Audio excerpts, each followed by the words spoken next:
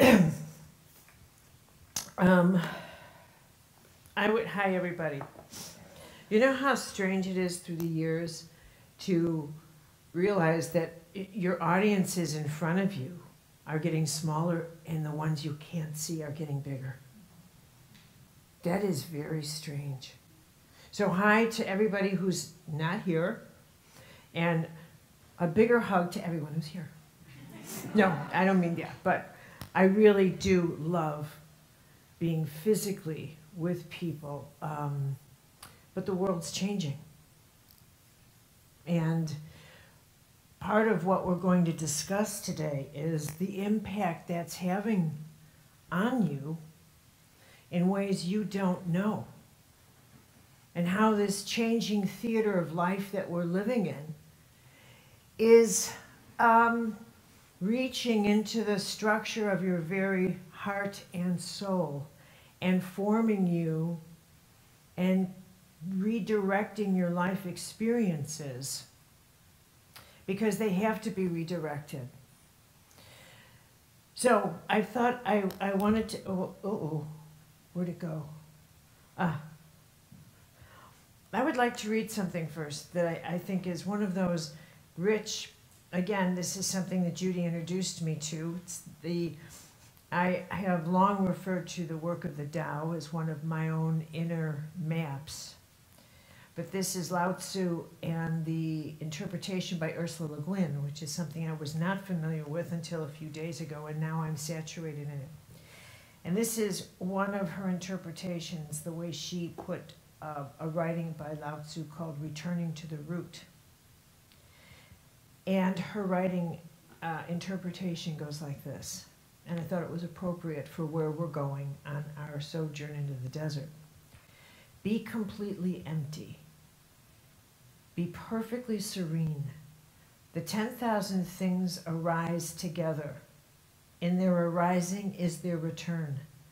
Now they flower, and flowering sink homeward, returning to the root. The return to the root is peace. Peace, to accept what must be, to know what endures. In that knowledge is wisdom. Without it, ruin, disorder.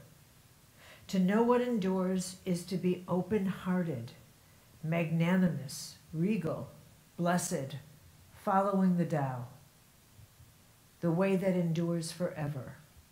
The body comes to its ending, but there is nothing to fear.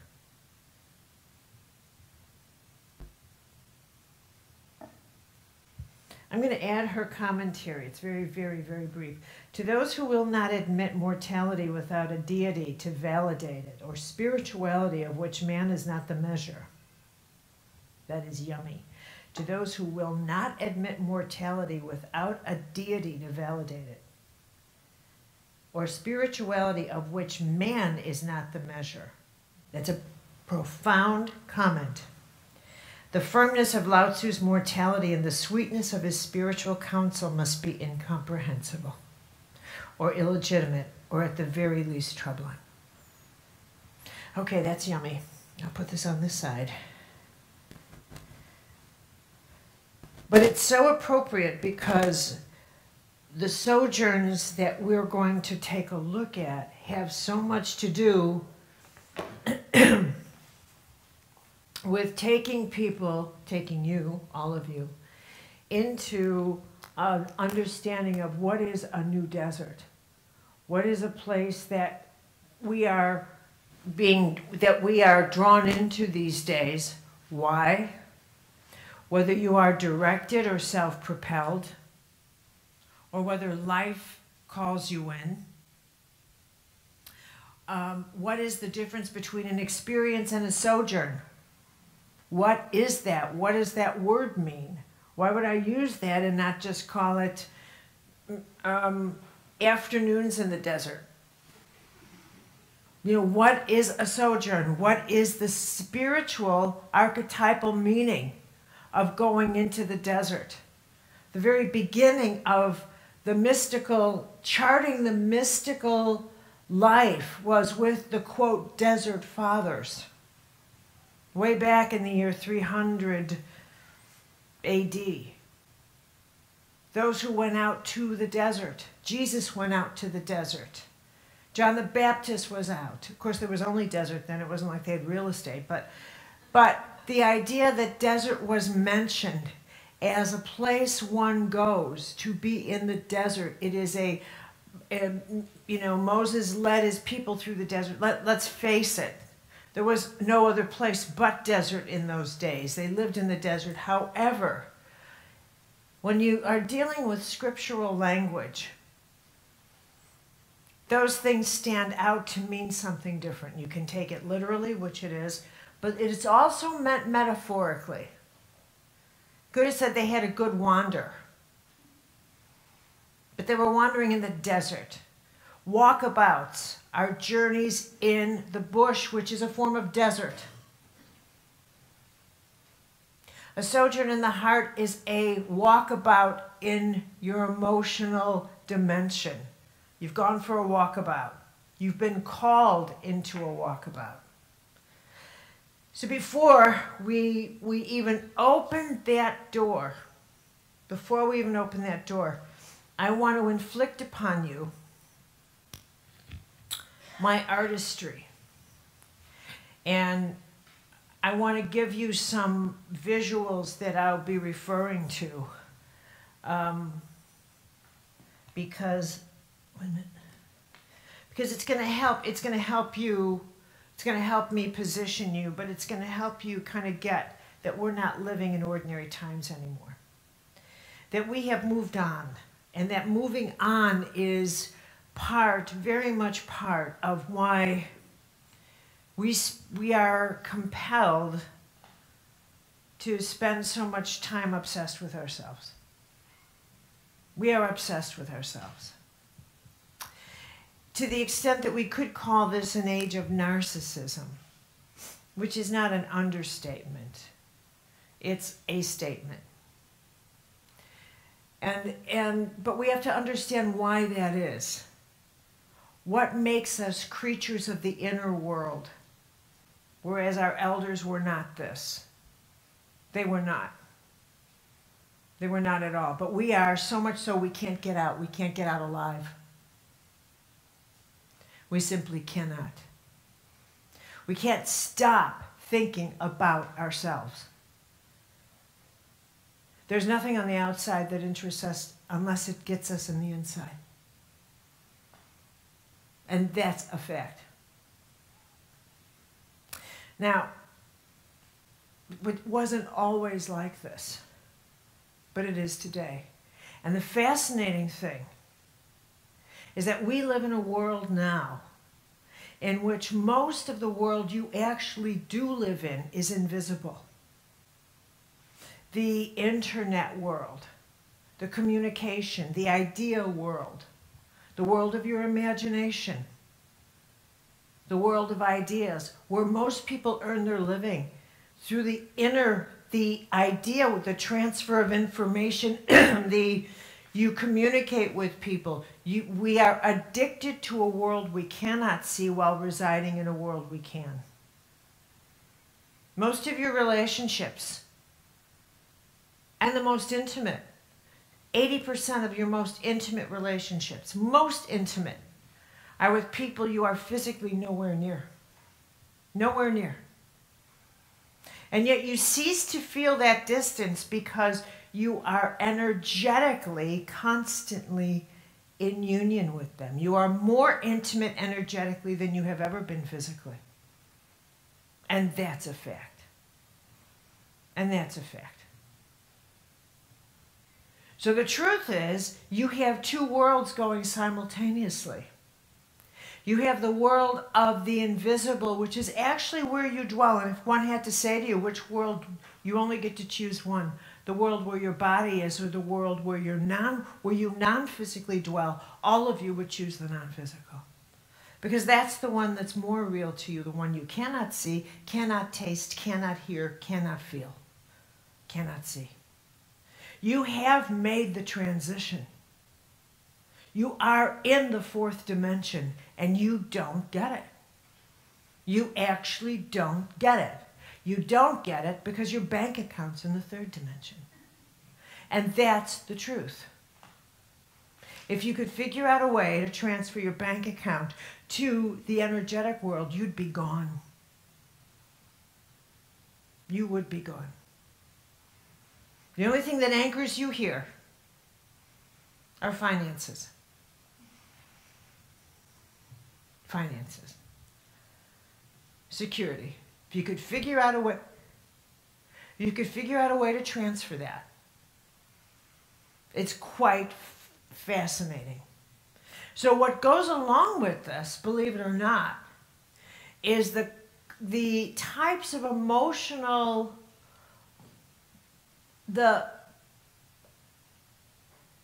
emotional model that fits the new world, this energetic, we are rescaffolding the type of emotional model we need to be in this different world. Because the previous emotional model, the far more traditional one, is not something we fit into anymore. We don't fit there anymore. It's too limiting. It's too bound by time. It's too constricted to too few relationships. It's too suffocating in the way it allows emotions to be limited in their expanse. We don't fit into those traditional models anymore. The traditional model of marriage, the traditional model of monitoring our emotions around the needs of one primary person, it doesn't work. We are loath to admit that. We are loath to admit that. And in all the generations after us, it's going to be harder and harder and harder for that archetype, it's an archetype, to survive the world that is coming. In spite of what one person may want. No, no, no, I can't bear to hear this. It is not about what the needs of one person. The collective shifts the archetype. And the collective has voted. And the archetype doesn't fit the evolutionary, the sojourn so many people have taken into the desert of relationships. Are you with me here? Okay. But there's much more that needs to be discussed here, because relationships are not just about what two adults do, whether they are married or in alternative partnerships or whatever is irrelevant. It's also about how you relate to the planet, how you relate to your friends, how you relate in business. All relationships come under the heading of how you manage the content of your heart. Okay, so here are the drawings I'd like to introduce to you. How many of you have been with me before? I see many familiar faces. So let me do it the other way. How many are new? Oh, that's lovely. Okay, I can't do this. Okay, so the first drawing is one of imagination, and that is a drawing of a building. And I love this very simple drawing, but it's very effective. Very effective. And I use this in workshops because it makes a point, and I love the point. And that's that I want you to think of this building as you. And that the thing about buildings is buildings never ever move, and from the outside they always look the same. But inside, every single floor represents a different view of the world this building is surrounded by. So depending on the floor that you are on in this building, you will see a totally different world. And you could live on the first floor of this building for 30 years of your life and never know that you live near an ocean because you have never been on a high enough floor to see that ocean. So for all you know, you are landlocked. And then one day, you manage to sneak up to the 5th floor, only to realize, oh my God, I live near an ocean. But because you are by all these other buildings, you don't see. You are blocked from the vision of all these other buildings.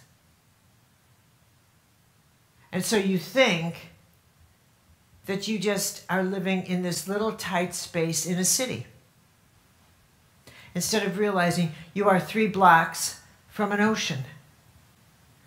Now, as is typical of any building, as you move up a floor, every floor is more expensive. You're going to pay more money to get a better view. Your neighbors change, your view changes. And as you move up, what also changes is your relationship to the ground beneath your feet. You cease to be able to touch this ground as well. You don't hear the sounds anymore. You can't smell the pollution in the air anymore. You start craving the silence and the fresh air because the pollution doesn't hit you. I remember, actually, the inspiration for this, using this kind of simple metaphor, came from, I went to visit a friend of mine who's a lawyer in New York, and she actually does live in a penthouse in this funky old apartment building. And I went on the roof where every little inch is like precious space. And they put, like they get these potted plants and like every little thing is a little garden and everything. And having lived on a farm for 10 years with 40 acres of land, I know what a garden is. But like this, every little inch, and you walk around these plants, oh, don't touch my garden. And anyway, but I couldn't hear the sound of New York City, which is a loud city. All the buildings are real tall because you can't build out because it's an island. So Manhattan is long and narrow. I'm sure many of you have been there, so you know that the buildings are tall and tight. So when someone's honking a horn, it goes bang, bang, bang, bang, and the sound reverberates from one side of the street to the other. So it's like being in a corridor of constant taxi noises. And constant people, taxi drivers who really do scream, move that damn truck, da da da da. It's a constant cacophony of noises and smells, because there are no alleys in New York City. I don't know if you have them in London either, but they don't have them in New York, so all the trash is in the streets. Okay, which is picked up all the time, but it is in the streets. Now in my town, they'd never do that. But in New York, okay, and so it's done completely different. So it's a very different sound, which left an impression, because when I was up in her home on I don't remember what floor it was, I couldn't hear a thing, and I couldn't smell anything. It was fresh air in New York City. Are you kidding me? And I thought, oh my God, up here. And I could see the Hudson. I could see the beautiful Hudson River. And I could see Jersey. And at night it was spectacular. I could see the Empire State Building all lit up. And it was so beautiful. And I could see the George Washington Bridge. And I could see the lights of Jersey. And I could see Manhattan in its beauty. And I love Manhattan. Oh, I love it. And I could see the lights of Broadway. And I thought, oh my God, I love this town. Which I do. And I could hear, and all the negativity of Manhattan was nowhere to be seen. And I thought, oh my God, is it nice to be happy? And I realized nobody down there would believe.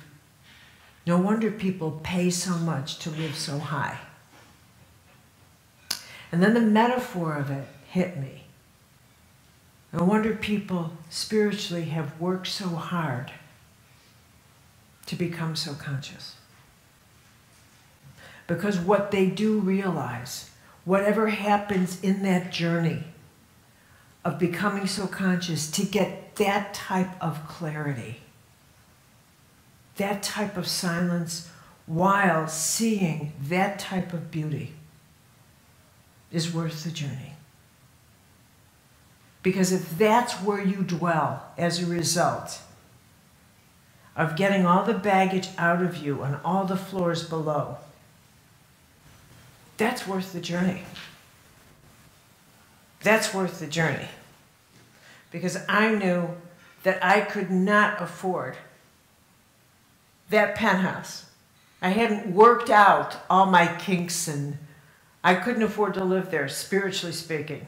Not yet, but it would be worth the journey. And I made all of that. It was a game changer for me that night. Do you understand? I didn't want to live in her apartment, literally. But spiritually, what I understood that night was a yes. Are you with me here? Okay. So as I worked with that image, for me, I realized that every single level a person moves on is a really big challenge for us.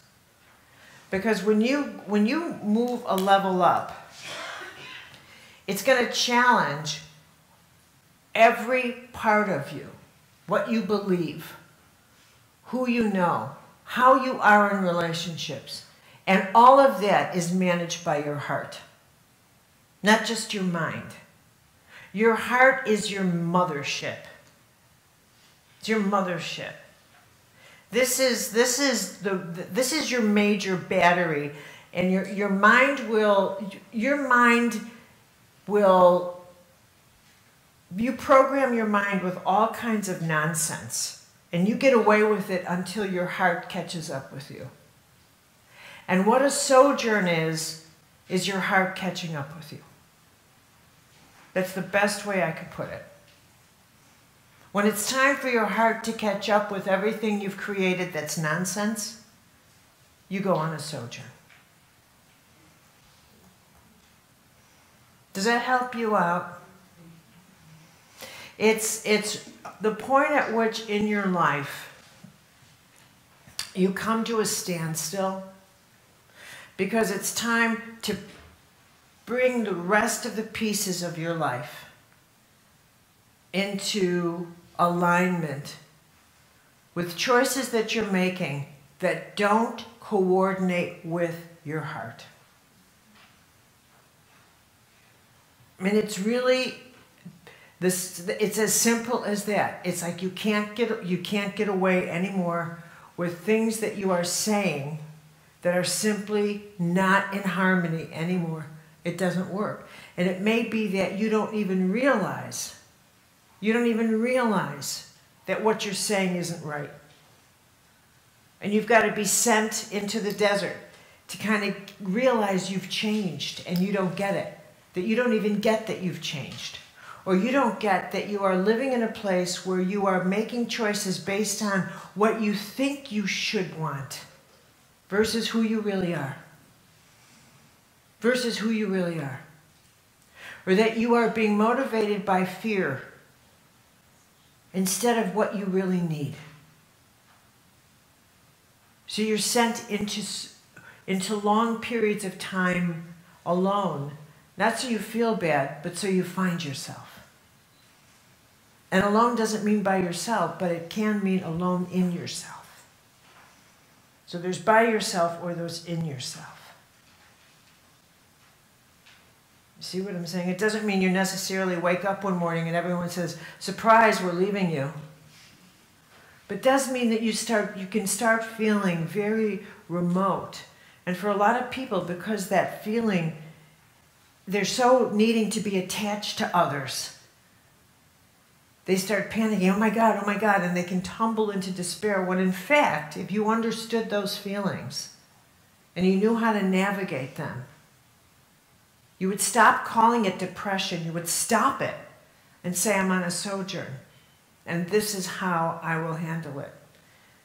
And if I was your spiritual director, which is how I'm going to speak to you this for our brief time that we have together, I would say, this is what you're going to go through. This is how you're going to handle it. And it's not going to scare you. You're going to embrace it because it's a beautiful, beautiful experience. It's going to happen many times in your life, and you are not going to hit a panic button. Because there's nothing to panic about when a moment of change and power comes into your life.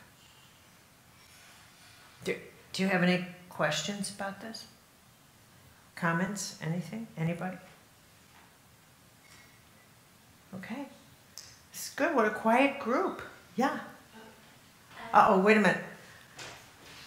Because we're taping it, I'm sorry to get you to hit a pause button, but see how familiar I am with this now? I've been reprimanded very much. I'm a bit embarrassed to ask. Don't be. It's just us. Okay, so with the flats, I understand, but right back at the start, when you said that what's holding us in the third dimension, but we're really in the fourth, is just finances. I'm a bit confused about that. Well, you won't be, because I'm going to go over all of this again in slow motion. But, which brings me to the next one of my brilliant illustrations. Because I'm going to take you through the chakra system, but from a different type of journey through them, which is the journey of what do chakras need to stay healthy and vibrant? Never mind how you lose power. How do you keep them fat and healthy? But your first world that you live in is the world of the physical. And in the first world, I'm going to do this much slower, so this is you're just visiting, so don't think I'm going to stay here right now. But in your first world of power, because you live in 3 worlds of power simultaneously, your first instincts, you have instincts, then you have a kind of inner intuition, and then there's higher revelation. So there's 3 levels of inner resources. But gut instinct is driven by the need to physically survive. That's the world we're all born into. And that's the first world that determines how the heart works. The heart works first and foremost when we're born and until we reprogram it on physical survival. Who's going to help me survive? What do I need to do to survive? Survival. Your first mate is all about survival. Not higher guidance. No, there's my spiritual. No. Is that guy going to make money? Da-da-da-da. You don't care about that. Survival rules. And that's it. And it's a madness. Because it's about putting a roof over your head, eating clothes, lots of them, survival. So you can have all kinds of spiritual experiences. You can see an apparition, you can see heaven move, you could see someone part the Red Sea and say, now do you believe there's a God? Now do you believe? Oh, geez, I don't know. Is there a bank account over there? What about my pension? It's not until that makes the leap that you'll go. And that's what's true. That's what's true. Do you get it now? Yes, thank you. Yeah. And that goes true with the heart too. It's amazing. It's just astonishing. It's astonishing. I've seen it even unto cancer, it's just amazing. It's amazing. Amazing the power things have over people. Yeah. It seems like there's been an increase in depression and anxiety at record rates throughout the world. Does this have something to do with what you were saying about the changing archetypes, or what do you think is fueling this, and how can we deal with it? Well, how can we, that's a huge question, but it's a brilliant one. And it has everything to do with it. So you've asked a question, this is why I like this drawing. I could answer it on the first floor, which is yes, things are changing, and yes, depression, global depression is, or I could take all of you up here and say I can give you an answer that is huge, probably more accurate, but it requires the participation of your imagination. Which one do you want? I'm asking you all. I'm asking for your response. Okay, now if we go up there, there's a condition. And the condition is that this is how the floors work. Because it's a two-way street here. The way the floors work in you, now, this is an introduction to you. What makes personal development a challenge, which is why moving up floors is so expensive for you, is that with each floor, you have to shed a part of your identity. And everything about the world, and your world, and you. Here's a paradox. The greatest gift you can give yourself is to become impersonal about your own personal life. And no truer words were ever written. Impersonal. And by that I mean that you realize I am a human being, but there's nothing personal about being human. And that's the way you start understanding your own nature. All human beings are predators, which means I have a predatorial instinct. I am not an exception. If I were to study the female body, I would have discovered early on that as a female body, I have a vagina. That is not unique to my body. All females. That I would go into menstruation and then menopause, which just happened. Okay, no, okay. But it would be not unique. I would not stand back and say, oh my, I am an exceptional female. No. No, I would not go into high drama because something that happens to the female happened to me. Nothing is worse than to write yourself exceptions to the rule. That's when you get yourself in trouble. You are not an exception. The moment you decide you are, you're setting yourself up for really bad times. That's why so many people are in madness. They decided they are exceptions. They are not. Part of madness is the decision that you are an exception and the insistence that you are.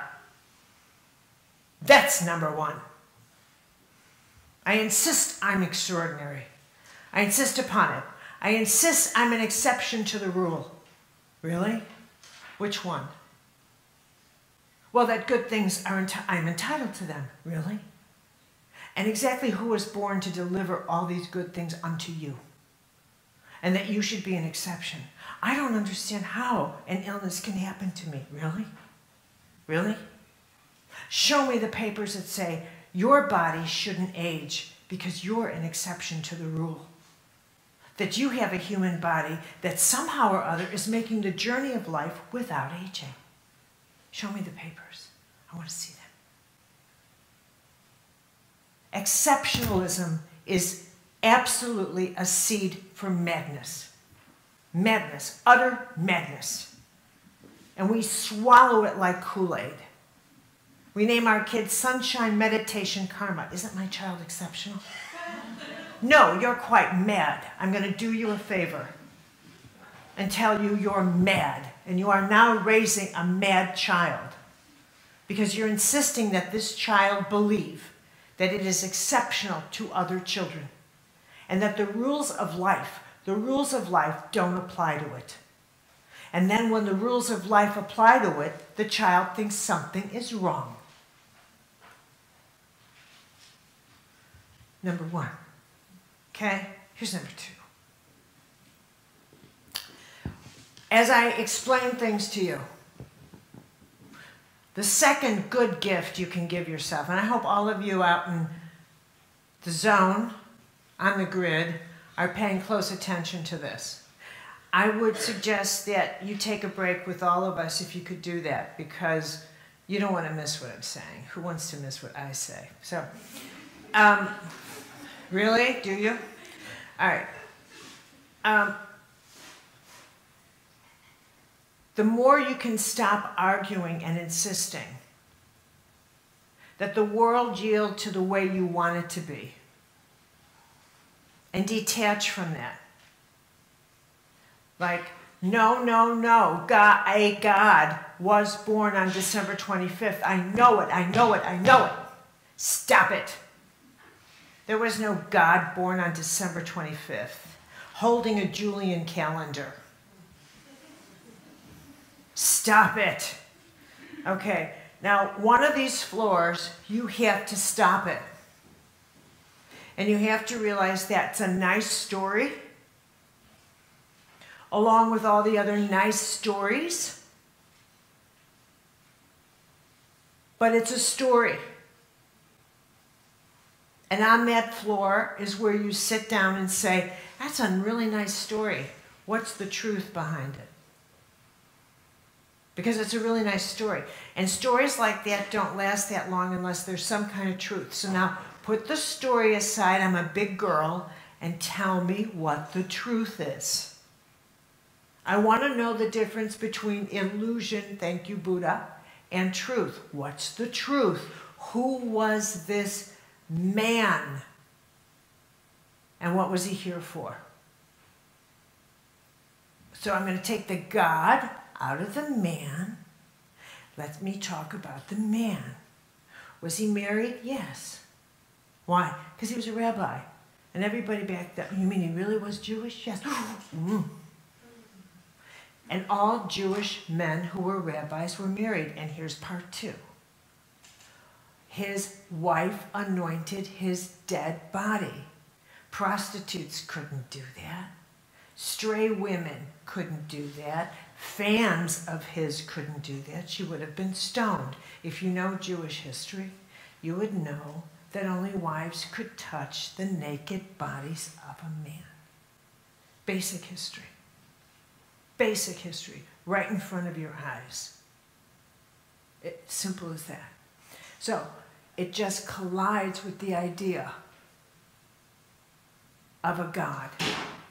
Of a God. However, as you start shedding mythologies, you start realizing this man was talking about laws. What did Jesus teach? I'm here to teach laws. It's in his own language. Laws are in the prayer of the Our Father. Laws. Laws. You are to follow laws. This is a universe coordinated by laws. Something I will deal with.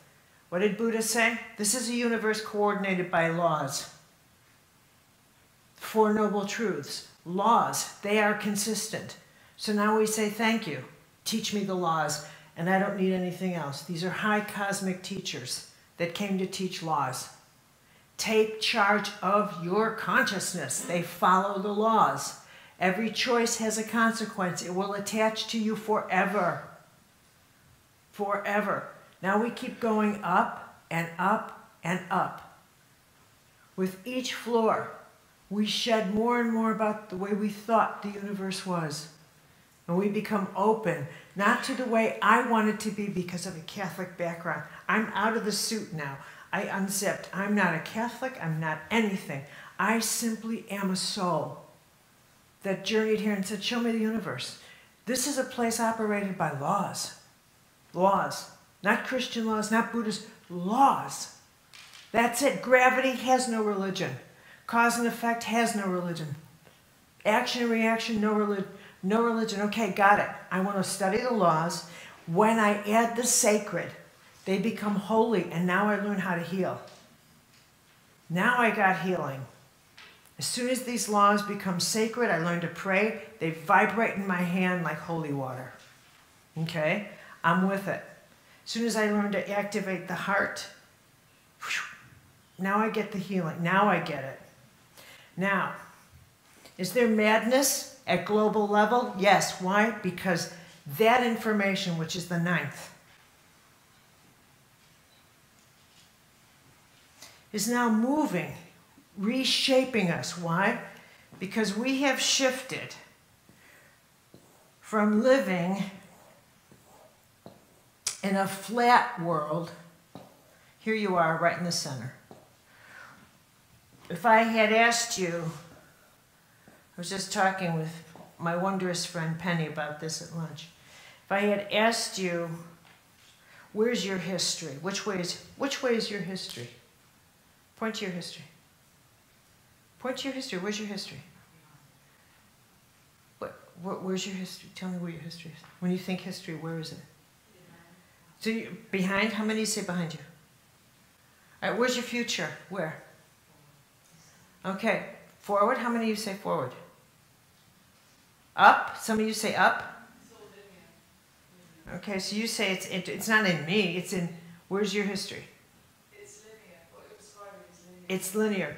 So most of you have a linear relationship with your life. History is backwards, future is forwards, which means you live in a linear world. But the truth is, you live in a hologram. You live in a hologram. You entered the hologram officially when we split the atom in 1945, when Oppenheimer and his crew in Los Alamos entered the nuclear age. We shifted into a world of the quantum world of quantum physics. As I said to Penny, this is one of the most challenging things for me to communicate. That when Oppenheimer and his crew succeeded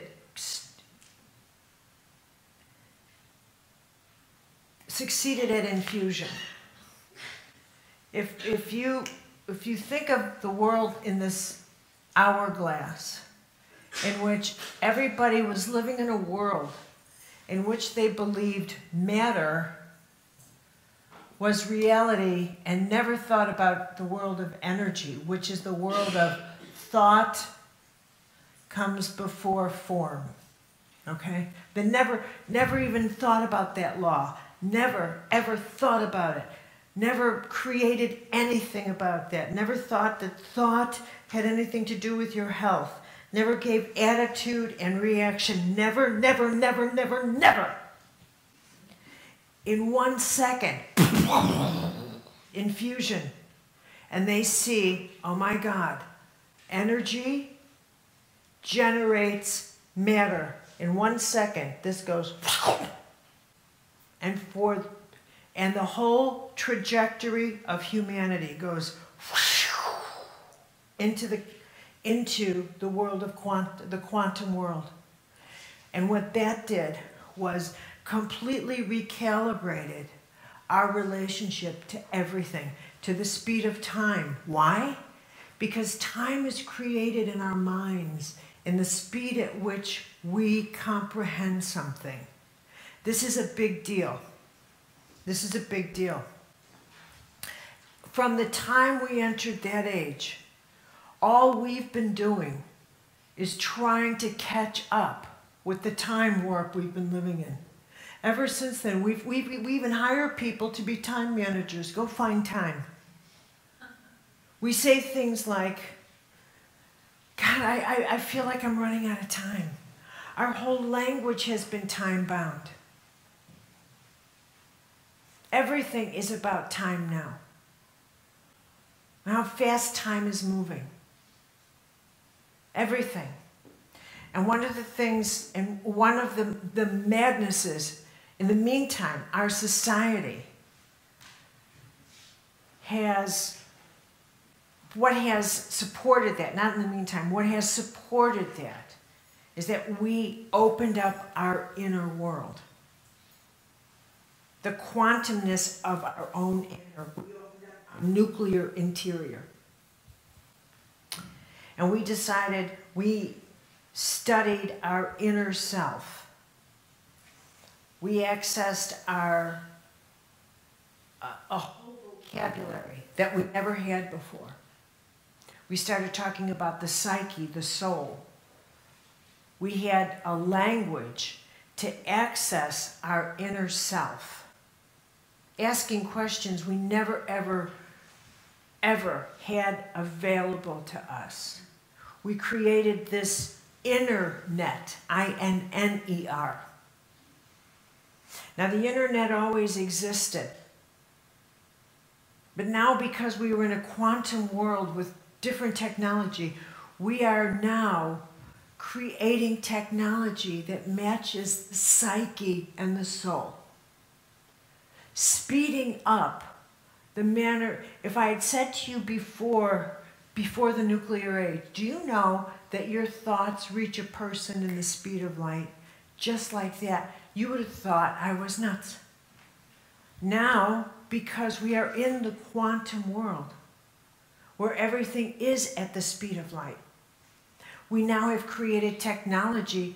Now if I said, put a thought in this machine and hit send. How about that? Your thought reached a person in the speed of light.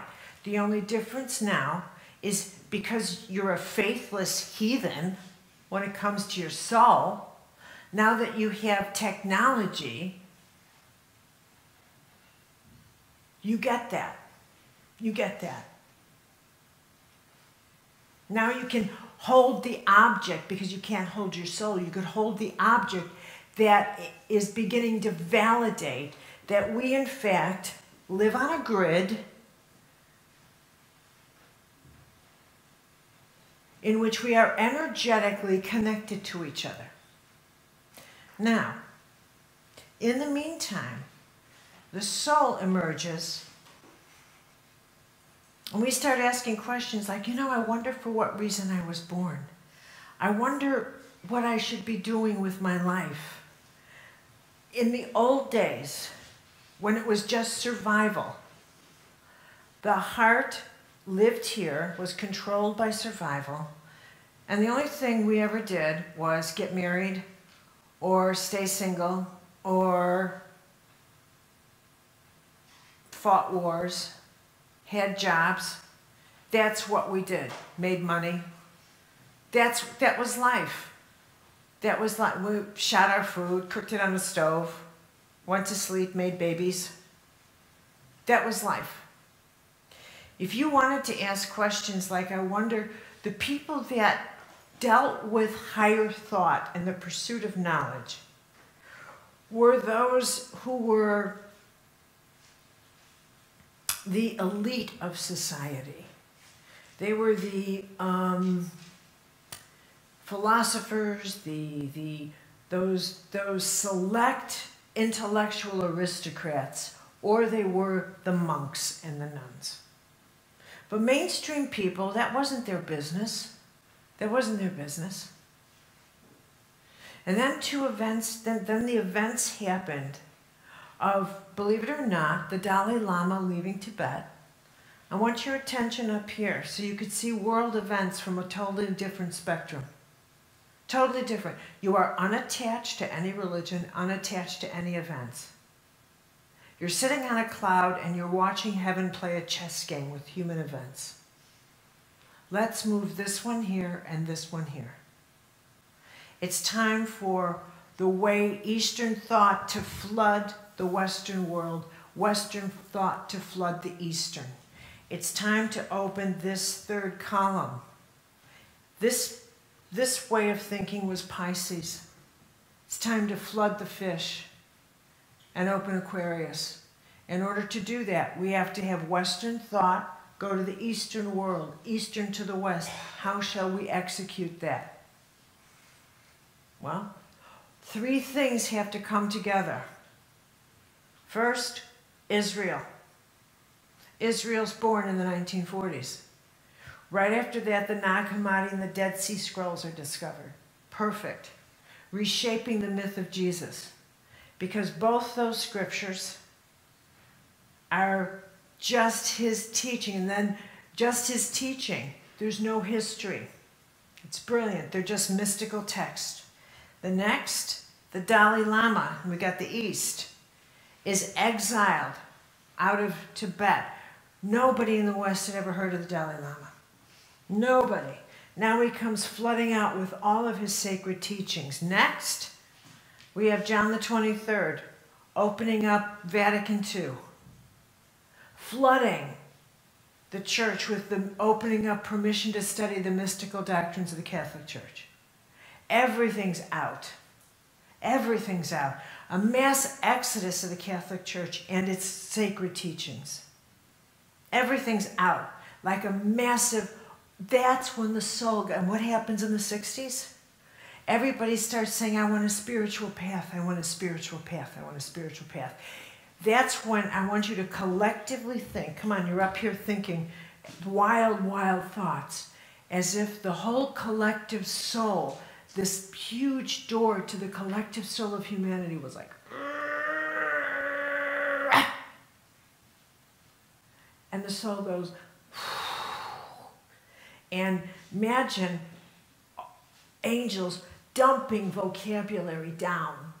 So suddenly the collective soul says, okay, we got the word psyche, we got the word soul, we've got this word, and loading up the collective so that all of us suddenly had access to words like mystic, this, and we could use these words in everyday language, which we never could do before. Reincarnation, meditation, animating our unconscious chakras with words that didn't even exist before in our being. Didn't even exist. As soon as I give you a new word, I give you a map. One word, I give you a map. I give you a whole new being. I give you a new power. A word is power. Power. Power. What if I said yes to a question you've been longing to ask me? Do you know what kind of power that is? A yes can change your life. Words are power. They're everything, everything, everything. There's no word I'm not in love with because a word changes your life. Am I ill? No. Take that no and frame it. Am I going to live? Yes. Take that yes and put it in gold. Right? Every word. I give you one word and you can navigate through the sea of reality like a magic carpet. What does reincarnation mean? Get on that word and write it. Well, let me see. I could just change my life with that, and you float. All these words come in. What they did was they opened up the feminine principle. That opened up spiritual experiences. That opened up the wounded child. Let's go. Doom, doom, doom, doom, doom, doom, doom. That opened up all of you. That's why you're here. And somewhere along the line, that opened up all the mystical experiences. That opened up the new mysticism. That opened up all of this, and somewhere along the line, the journey of transformation began to feel rugged. Began to feel like this could change me into a real powerhouse or not. And somewhere along the line, guess who caught up with us? The pharmaceutical. The pharmaceutical agency. Now, how did that happen? Well, because somewhere along the line, in every spiritual journey, you're going to get hit with depression. It's going to happen. And on the tracker, it's going to happen just as you're crossing through here to the heart. It's going to happen. It's going to happen because you realize I have to examine how I love, who I love, what I love, if I love. You're going to go on a sojourn. It's going to happen. It's got to happen. And it will happen. And most people aren't prepared for it. So they'll start saying, I feel so depressed. You're not depressed. If you came to me as a spiritual director, I would say, this is fabulous. I've been expecting this depression. It's been marked on your calendar. See? Soon to go on sojourn, soon to get depressed. But if you weren't expecting it, you will say, oh my God, I'm suffering. And I'll say, what's wrong with being depressed? Why are you in this shape? What's wrong with you? What's wrong is that you're complaining about something you need. What do you mean I need this? Yes, you do. Now, let me help you go through this. You just didn't realize you were going to go through this. I did. This is what it feels like. Here are the questions we're going to dwell on every week. I want you to focus on this question, not on yourself, but on this question. I want you to write out the answer. You're going to get up every morning. You're going to walk 2 miles. You're going to come back. You're going to do breathing. You're going to eat this way. This is what you're eating. This is how you manage this. Because I'm your spiritual director and you will not budge from this. You will eat this. You will do this exercise. You will walk. This is how you will get through. And if you don't, I will be there. I will take your head. I will put it in a toilet. I will drag it out until you absolutely grab hold of yourself. I will not hear any crying and no winning. You will do what I say. And that's it. You will get hold of yourself. Because that's what you have to do to beat this. And you will beat it. And that's how you get through. But because that resource wasn't there, drugs filled as we were trying to make it over. Do you understand? As most people were trying to make it over, what filled the blank was illness, indulgence, and the wounded child won. The victim and the wounded child took over. That's how it happened. The long story to a short answer, but you got to really appreciate it's a huge psychic field. And because people are in that vortex, and it's a psychic vortex, getting them out, because it's become a comfort zone,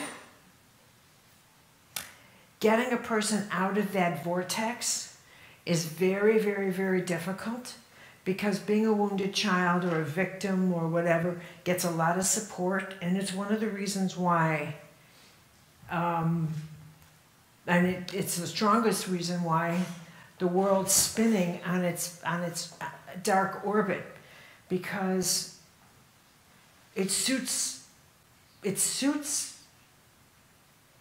nations to have their population drugged. We don't fight back. Drug people don't fight back.